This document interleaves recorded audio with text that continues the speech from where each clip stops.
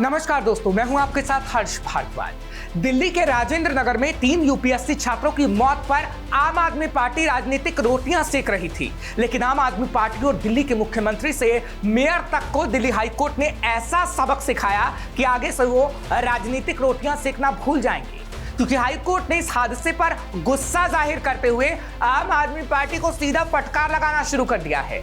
High court ने UPSC के छात्रों की मौत के मामले पर टिप्पणी करते हुए कहा कि जब मुफ्तखोरी की संस्कृति के कारण टैक्स कलेक्शन नहीं होता तो ऐसी दुर्घटनाएं होनी तय होती हैं।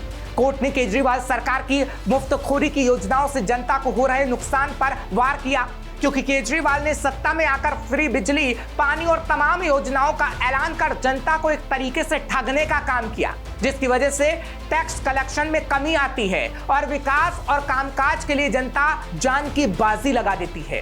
राजेंद्र नगर के केस में भी कुछ ऐसा ही हुआ है, क्योंकि यहाँ नाले के सीवर की सफाई के लिए 1 नहीं 2 नहीं बल्कि कई बार शिकायत की गई थी, लिखित तक में दी गई थी, लेकिन फिर भी मेयर साहिबा गहरी नींद में सोती रही। और तो और बेसमेंट में इंस्टीट्यूट बनने की इजाजत दे दी गई, जो खतरे से खाली नहीं था, जो सरकार को भी पता था।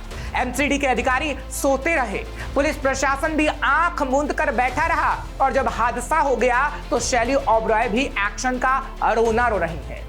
बुलडोजर भी चल रहा है, अवैध इमारतों को भी तोड़ा जा रहा है, इंस्टीट्यूट भी सील हो रहे हैं। हैरानी की बात तो यह है कि मामले में मुख्य वजह को इग्नोर कर एक कार चालक को गिरफ्तार किया गया है और कहा गया है कि वो तेजी से कार लेकर गया, जिसकी वजह से पानी का बहाव गेट तोड़कर इंस्टीट्यूट के बेसमेंट में घुस गया। यही वजह है कि हाईकोर्ट बुरी तरीके से केजरीवाल सरकार पर भड़का हुआ है।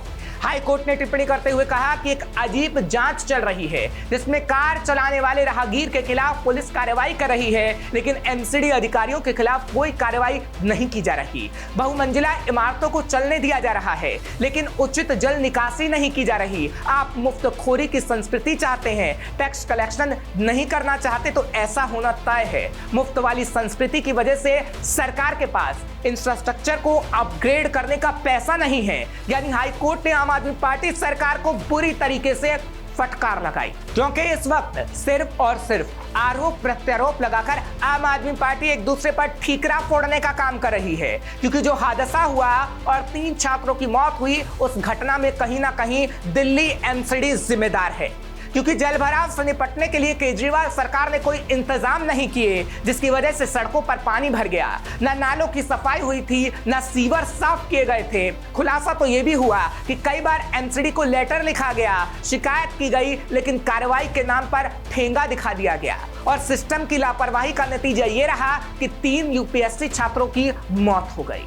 ऐसे में सवाल कोचिंग सेंटर पर भी उठते हैं, क्योंकि लाखों की फीस के पीछे कोचिंग संस्थानों की तरफ से बेहतर सुविधाओं का तर्क दिया जाता है, लेकिन दिल्ली की कोचिंग संस्थानों में एक के बाद एक हो रही बड़ी लापरवाही बहुत से सवाल खड़े कर रही है। ओल्ड राजेंद्र नगर के कोचिंग इंस्टीट्यूट में अचानक पानी घुसने का मामला हो, या फिर मुखर्जी नगर की कोचिंग में आग लगने का, दोनों ही परिस्थितियों का असल जिम्मेदार आखिर कौन है? आखिर कब तक सिस्टम का हिस्सा बनने का सपना देखने वाले छात्र इन लापरवाहियों की सूली चढ़ते जाएंगे? फिलहाल ये कहा जा सकता है कि देश का सिस्टम भले ही अपनी जगह रहने का दावा करता हो, लेकिन आए दिन घट रही घटनाएं इसकी बानगी हैं कि सिस्टम जागा नहीं है, वो सो रहा है, और वो तब जागता है जब किसी के परिवार की चित्कार की आवाज सुनता है। वो तब जागता है जब किसी निर्दोष की जान चली जाती है, और फिर करता है कार्रवाई का नाटक, और ये नाटक यूं ही कई सालों से चला आ रहा है। फिलहाल आपको ये खबर कैसी लगी हमें कमेंट सेक्शन में जरूर बताइए। तमाम खबरों के लिए आप देखते रहिए श्रेष्ठ भारत। श्रेष्ठ भारत पर खबरों से जुड़े रहने के लिए चैनल को सब्सक्राइब और लाइक करें, बेल आइकन दबाएं और देखते रहें श्रेष्ठ भारत।